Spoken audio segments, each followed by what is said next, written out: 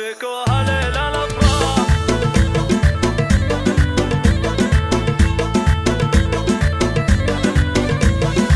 زانت أجواء الشعر وابدع وزانا، والقوافي كل ابوها خيالية، بالجمال اللي تميز على قرانه، المدايح كنها فيه مخفية، بالعروس وزينها القاف والحانه، الفريد المترفة والسنافية، نوف صور حسنها الله سبحانه، آية اللزن في الناس مرئية، العروس النادرة نوف سلطانة، للعروش تربعتها ومعلية، باركوها ليلة الأفراح عنوانه، افرحي يجمل عروسة مثالية، نوف انت للحلا دوم تبيانه، يا الأميرة اللي بالأوصاف مكسية،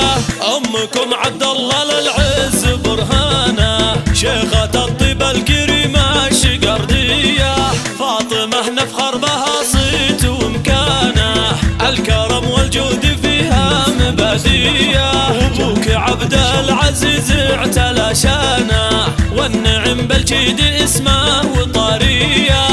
الشجيع اللي تفرد بميدانه، فالمواقف كفو منا له تحية، نوف حظه خالد وفيك أزمانه، زانت بوصلك وأيامه هنية، فاز بك خالد ولك دار بعيانه، خالد اللي له معالي وراثية.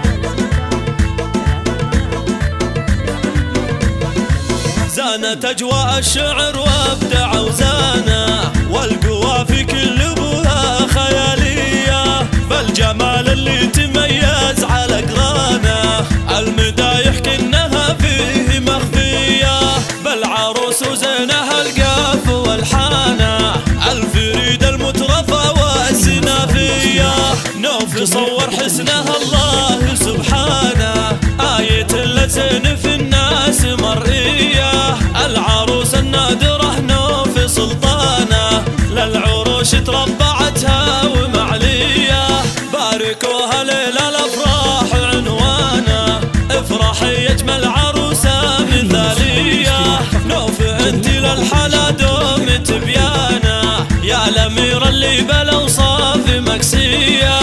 أمكم عبد الله للعز برهانه، شيخة الطيب الكريمة الشقردية، فاطمة نفخر بها صيت ومكانه، الكرم والجود فيها مبادية، وابوك عبد العزيز اعتلى شانه، والنعم بالجيد اسمه وطارية، الشجيع اللي تفرد بميدانه، فالمواقف كفو منا له تحية، نوف حظه خالد وفيك أزمانه، زانت بوصلك وأيامه هنية، فاز بك خالد ولك دار بعيانه، خالد اللي له معالي وراثية.